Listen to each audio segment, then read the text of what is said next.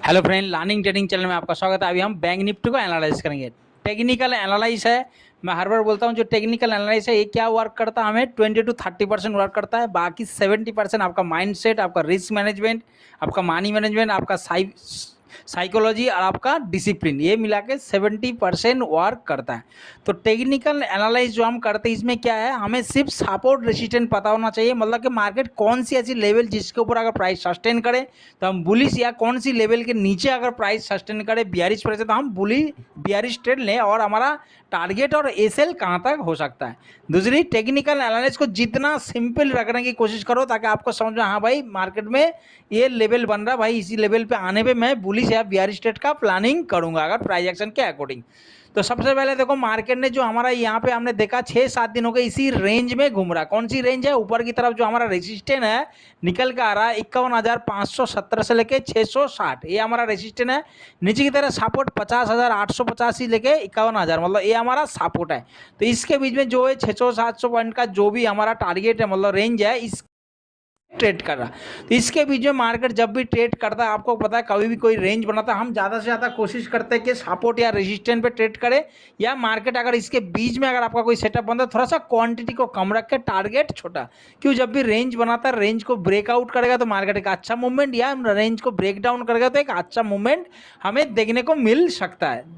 सबसे इंपॉर्टेंट अहमियत वाली बात है, अगर आप बायर्स हो, मैं एक बायर हूँ, मोमेंटम ट्रेडर हूँ, तो हमारे लिए ऐसी मूवमेंट होना बहुत जरूरी है। साइड में मार्केट है क्या, सेलर जो होता है उसके लिए हर दिन हर मार्केट में वो एंट्री ले सकता है। सेलर के लिए ऐसे वाला मार्केट भी बहुत अच्छा होता है, लेकिन क्या हमारे लिए सही नहीं होता। हमारे लिए क्या, मोमेंटम चाहिए, एक ट्रेंडिंग मूवमेंट चाहिए, तब जाके हमें बायर्स को फायदा होने का चांस, प्रोबेबिलिटी ज़्यादा है।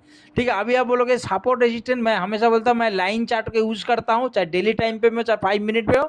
आज देखो डेली टाइम पे में बैंक निफ्टी का लाइव लाइन चार्ट है, तो अब इस लाइन चार्ट के मदद से आप पूरा पिक्चर को समझ सकते हो कि हाँ मुझे कौन सी ऐसी लेवल है जिसके ऊपर, इसमें क्या वीक जो है शैडो बोलते हो, कोई वीक बोलता है, तो ये क्या कट रहा था। जैसे मैंने ये अगर कैंडल बनता डेली वीक तो यहाँ तक ये लाइन लेगा, या तो यहाँ तक ये शैडो इसको कटअप कर देता है। तो सेम आप देख सकते हो कि मार्केट ने यहाँ पे क्या रेजिस्टेंस लिया, यहाँ पे हमारा रेजिस्टेंस है। तो मार्केट अगर जो इसी लेवल के ऊपर अगर फुल बॉडी के साथ कैंडल क्लोज कर दिया या प्राइस सस्टेन, तो इसका मतलब क्या, मार्केट फिर एक नया ऊपर साइड मूवमेंट हमें देखने को, नहीं तो मार्केट क्या होगा, यहीं पे फिर रिजेक्शन हो सकता है, इसके बीच में मार्केट ट्रेड करे।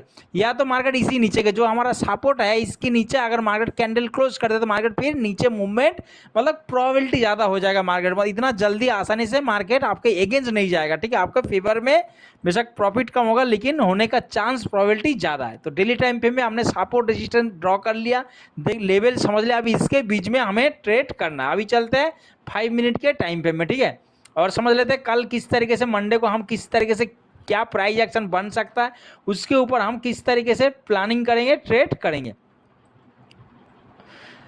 बैंक निफ्टी मैं 5 मिनट टाइम पे में ट्रेड करता हूँ, इसलिए मैं आपको 5 मिनट भी बता रहा हूँ। डेली टाइम पे हमने सपोर्ट रेजिस्टेंस देख लिया, तो हमारा क्या है मार्केट में 51,570 से लेकर 660, ये हमारा क्या है, हमारा रेजिस्टेंस है। दूसरा क्या है, ये हमारा सपोर्ट है 50,885 लेके 51,000, ये हमारा सपोर्ट।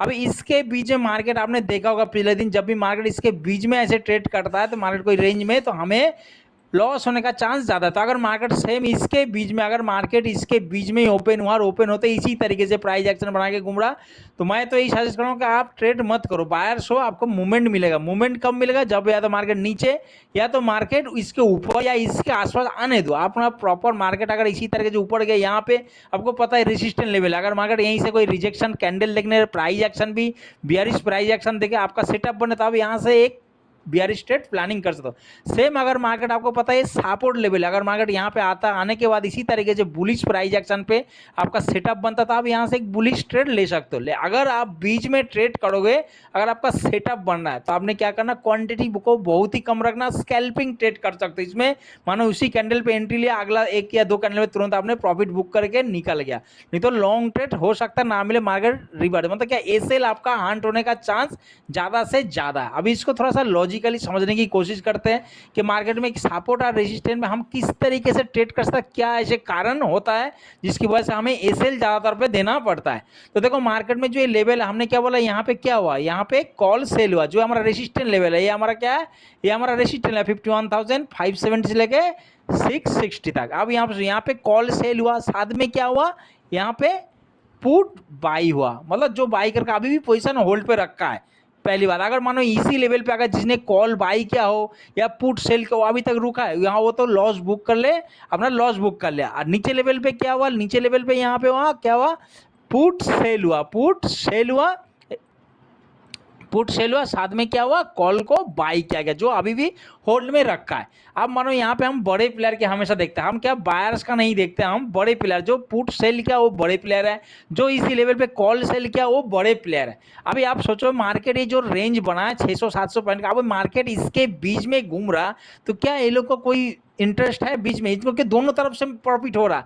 चाहिए जो यहाँ पे कॉल, इनको क्या है, कॉल जो सेल किया इसका मतलब क्या है कि मार्केट इसके ऊपर कहीं जाना नहीं चाहिए, इसके ऊपर जाएगा तो इसको लॉस होगा। पुट जो सेल किया इसके नीचे मार्केट नहीं आना चाहिए, इसके नीचे मार्केट आएगा तब जाके इनको लॉस होगा। अगर मार्केट इनके बीच में घूम रहा तो इनका दोनों जो इन्होंने प्रीमियम सेल किया, कॉल सेल और पुट सेल, प्रीमियम क्या हो जाएगा लास्ट में, 0। तो अब इस चीज को सोचो, अगर ये बड़े प्लेयर है, माना आपने यहाँ पे पुट सेल किया, आप एक बड़े प्लेयर हो, आपके पास बहुत पैसा, आपने यहाँ पे पुट सेल किया, आपने सेम यहाँ पे भी कॉल सेल किया। अब मार्केट तभी आप कब डरोगे, अगर आपका कब निकलेगा, मतलब या तो प्रॉफिट बुक करोगे या तो अपना लॉस बुक कर, लॉस तो नहीं अभी जो होगा, मतलब यहाँ से जो सेल करेगा उसका प्रॉफिट ही है, तो वो कब मतलब एग्जिट होने का चांस है, पोजीशन कब काटेगा अभी सोचो। अगर मार्केट इसके ऊपर जाता है, इसके ऊपर जाने के बाद प्राइस सस्टेन करता, फिर यहाँ से बुलिश प्राइस एक्शन बनेगा, तो जो यहाँ पे कॉल सेल किया है, जो यहाँ पे कॉल सेल किया है बड़े प्लेयर, वो क्या कर गए, वो यहाँ पे बोले भाई मेरा प्रॉफिट कम हो रहा है या लॉस होने का चांस है, तो वो क्या करेगा, अपना पोजीशन काटेगा। और जो फ्रेश न्यू ट्रेडर है वो भी यहाँ पे क्या करेगा कि मार्केट रेसिस्टेंट के ऊपर ब्रेकआउट कर दिया रेसिस्टेंट को, और मार्केट प्राइस सस्टेन कर रहा है, रिटेस्ट कर रहा है, यहाँ पे एक एंट्री होगा न्यू बायर्स का, तो यहाँ पे का एक मूवमेंट होने का चांस ज्यादा है।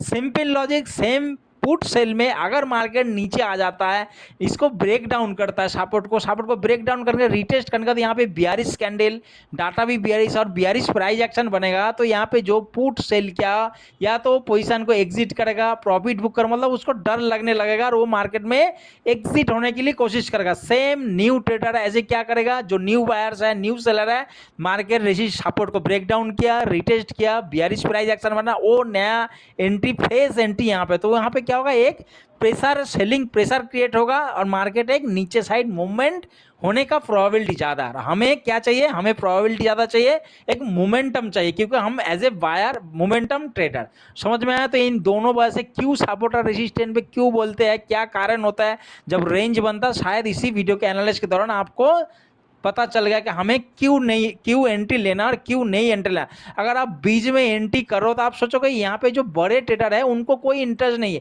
यहाँ पे जो छोटे ट्रेडर है, आप और मेरे जैसे जो भी बाइंग कर सकते, वो आपस में लड़ाई कर रहा है मार्केट, उसकी वजह से उनको क्या है, सेल हंट हो रहा है, और यहाँ पे 10 पॉइंट 12 पॉइंट इतना ही मिलेगा, अच्छा आपको ट्रेड नहीं मिला। अगर आप बिगिनर हो तो 99% क्या 100% लॉस होने का चांस है। अगर आपको ज़्यादा एक्सपीरियंस है, थोड़ा बहुत मार्केट में टाइम बीता है, तो हो सकता है कि आपने थोड़ा सा छोटा छोटा स्कैल्पिंग कर सकते हो। तो इसीलिए हमें क्या करना, अब देखो जो पुट सेल किया है, आप सोचो पुट जो यहाँ पे सेल किया, सॉरी, और यहाँ पे जो कॉल सेल किया, मतलब कॉल को यहाँ पे सेल किया। अब मार्केट धीरे धीरे करके जब यहाँ पे आएगा तो क्या करेगा, हो सकता है कि मार्केट यहाँ से फिर एक बार सेलिंग प्रेशर और करे और मार्केट थोड़ा सा नीचे लेके आ जाए। सेम मार्केट अगर नीचे आएगा तो यहाँ पे जो पुट सेल किया वो फिर यहाँ से और एक पुट सेल करेगा, तो हो सकता है मार्केट में थोड़ा सा ऊपर। तो इसीलिए हमें क्या, रेसिस्टेंट और सपोर्ट पे आने पे ट्रेड करना है, बीच में ट्रेड नहीं करना। अगर आपका सेटअप बनता है, क्वांटिटी छोटा, टारगेट छोटा, दूसरा रेसिस्टेंट और सपोर्ट पे ट्रेड करो, या तो मार्केट इसको ब्रेक डाउन होकर प्रॉपर प्राइस सस्टेन होने दो, रिटेस्ट होने दो, डाउन होने दो, लो को पुट में एंट्री, सेम ऊपर जाने दो, रिटेस्ट होने दो, ब्रेकआउट होने दो, call side entry. Simple logic, simple फंडा। अगर आप बायर हो, ट्रेडर हो, तो इसी को डिसिप्लिन टाइम को फॉलो करो, आपका प्रॉपर सेटअप बनने दो, ट्रेड करो, अच्छा प्रॉफिट आपको देखने को मिले।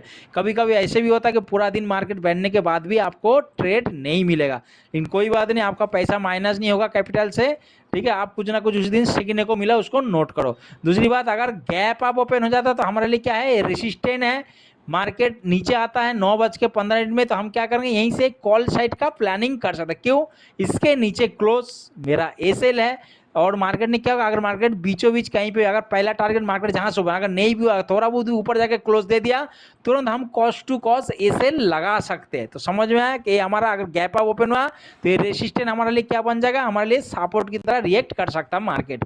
सेम गैप डाउन ओपन हुआ, ये हम हमारे लिए क्या है, सपोर्ट है, सपोर्ट है। अगर मार्केट ऊपर आता तो ये क्या हो, मार्केट इसको रेसिस्टेंट की तरह रिएक्ट कर सकता। तो यहाँ पे आते ही तुरंत मत ट्रेड करना, प्रॉपर सेलिंग प्रेशर कैंडल देखो, रिटेस्ट होने दो, प्राइस एक्शन बनने दो, उसके बाद ट्रेड करो। ठीक है दोस्तों, आशा करता हूँ कल हम इसके बीच में ही ट्रेड करेंगे, लेकिन आपको जो बताया ये रेजिस्टेंस सपोर्ट ब्रेकआउट होने पे, ब्रेकडाउन होने पे या तो इसी जगह पे आने दो, प्रॉपर प्राइस एक्शन बनने पे ट्रेड करना। बीच में अगर ट्रेड करते हो तो स्कैल्पिंग ट्रेड कर सकते हो, क्वांटिटी को कम रखना, टारगेट को छोटा रखना। ठीक है दोस्तों, आशा करता हूँ वीडियो जानकारी एनालाइज आपको अच्छा लगा, ये टेक्निकल एनालाइज अगर अच्छा लगा तो चैनल को लाइक और सब्सक्राइब जरूर करें। Okay friend, good bye.